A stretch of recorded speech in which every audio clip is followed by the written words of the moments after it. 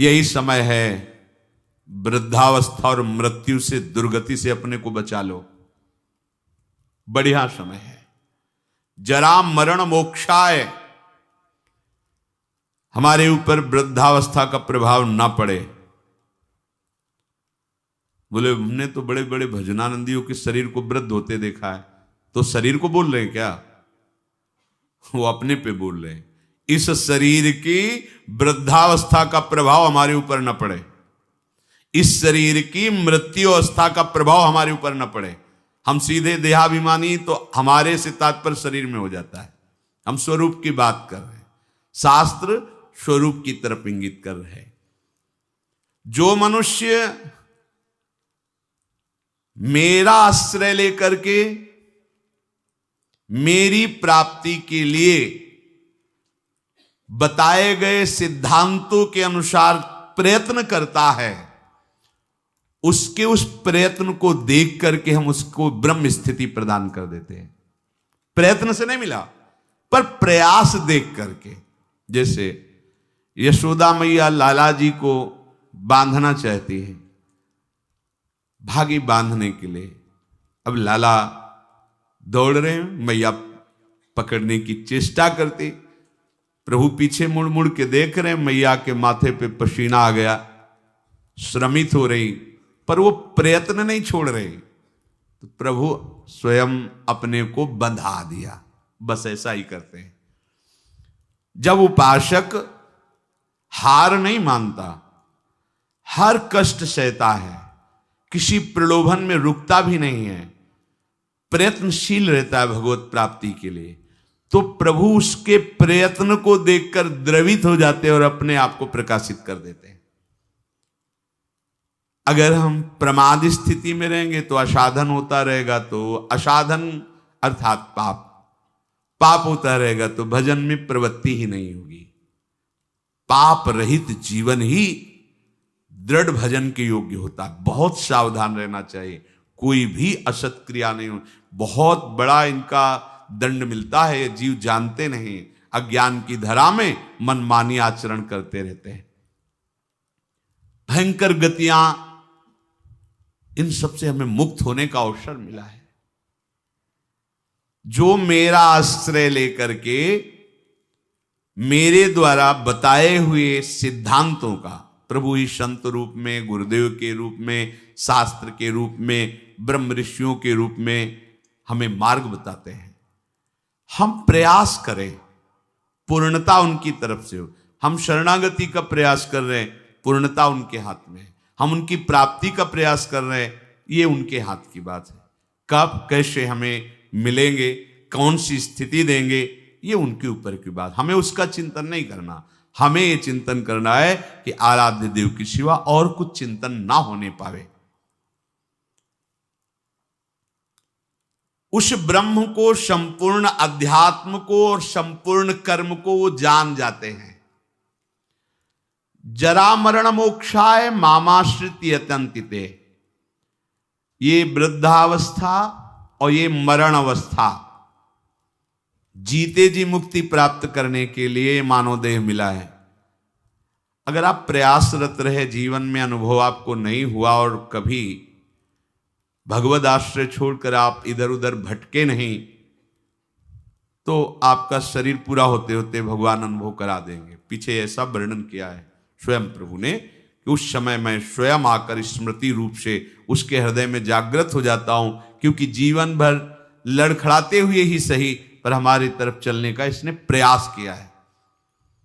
पर हमने महापुरुषों के मुख से सुना है कि जो उपासक बाल्यावस्था से ही भगवान के मार्ग में लगे हैं, उनको इस बात पर नहीं संतोष कर लेना चाहिए कि मरने के बाद भगवान मिलेंगे। नहीं, जीते जी अनुभव करना है। शरीर छूटने के पहले ही हमें शरीर छोड़कर वो स्थिति प्राप्त करनी है जो भागवतिक स्थिति है, बिल्कुल सच्ची। ये शरीर ऐसे ही अनुभव होने लगता है जैसे कोट, शर्ट, बनियान। स्थूल शरीर कोट, सूक्ष्म शरीर शर्ट, कारण शरीर बनियान, लेकिन पहनने वाला अलग है। पहनने वाला न कोट है, न शर्ट है, न बनियाइन है, बिल्कुल अलग प्रतीत होने लगता है। अपना स्वरूप अपने आप से अनुभव में आता है, किसी इंद्रियों के द्वारा नहीं, किसी करण के द्वारा नहीं। अपने स्वरूप का अनुभव अपने स्वरूप से ही होता है, अपने से ही अपने का अनुभव होता है, इसमें किसी अन्य का सहयोग नहीं है। फिर ये साधना क्यों है? क्योंकि ये पवित्र हो जाएं। ये पवित्र हो जाएंगे तो अपने स्वरूप में लय हो जाएंगे, शांत हो जाएंगे। जैसे शांत जल में ही हम देख सकते हैं, ऐसे शांत अंतःकरण में ही सारे भावों का प्रादुर्भाव होता है। इसीलिए भक्ति में भावों में सबसे पहले रखा गया शांत भाव, फिर दास सख्य वात्सल्य कांता सहचरी आदि। शरीर की मृत्यु के पहले ही शरीर का राग नष्ट हो जाए, ये साधना की फलवृत्ति है। जो जीवन में साधना की है, अब शरीर से ऐसा नहीं कि जिसका शरीर राग खत्म हो जाता है उसे पीड़ा ही नहीं होती, ऐसा नहीं है।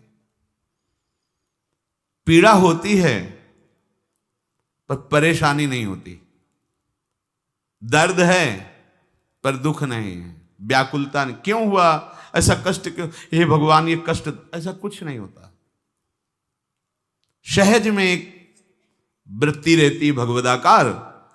अब यहां किसी ने पीटा तो दर्द होगा, क्यों पीटा, ये ठीक हो जाए, कोई वृत्ति ऐसी नहीं आएगी। जो शरीर में हो रहा है, सर्दी लग रही तो अगेंद्री में महसूस होए कि हाँ सर्दी है, प्रारब्धवशात तो वस्त्र मिल गया ओढ़ लिया, नहीं मिला कोई आकांक्षा नहीं। ये स्थिति है, केवल बुद्धि से तर्कना से नहीं इसे समझा जा सकता, वो स्थिति है।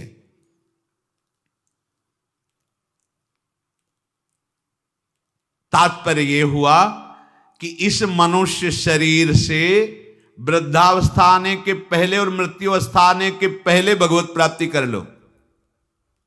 बात समझो, ये जो लोग भूले हुए हैं ना कि ये यौवन अवस्था भोगों के लिए है, बड़े बूढ़े शिक्षा देते हैं, अरे तुम तो अभी तुम्हारी तो खेलने खाने की उम्र, भजन की उम्र है तुम्हारी, तो उनसे पूछो जो उपदेश दे रहे खेल, तुम्हारी उम्र कौन सी है?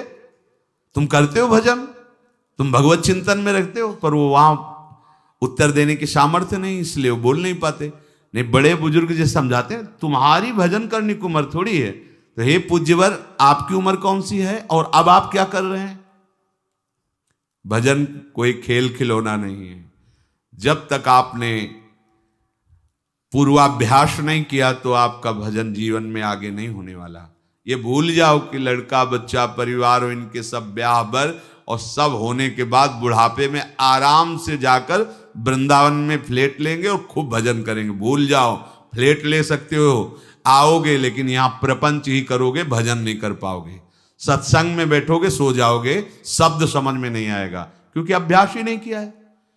चार बूढ़े बैठ करके अपनी बहू और लड़का बच्चा की बातें करोगे, प्रिया प्रीतम की बातें कभी नहीं कर पाओगे। देख लेना, जीवन में देख लेना, यदि जीवन में तुमने भजन का अभ्यास नहीं किया तो वृद्धावस्था में भजन नहीं होगा। वृद्धावस्था आने के पहले, मृत्यु अवस्था आने के पहले, चलो वृद्धावस्था का तो समय हमें पता है कि शरीर की वृद्धावस्था लगभग इतने वर्ष बाद आ जाएगी, लेकिन मृत्यु अवस्था तो एक सेकंड के बाद भी आ सकती है। इसलिए हमारा ये जो वर्तमान समय चल रहा है ये भगवदाकार वृत्ति से युक्त होना चाहिए। वृद्धावस्था के आने के पहले भगवत प्राप्ति कर ले, ये बात तो समझ में आ जाती है कि 60, 70, 75, 80 इसी को वृद्धावस्था कहते हैं। आजकल तो 60, 70 में राधे श्याम हो जाता है।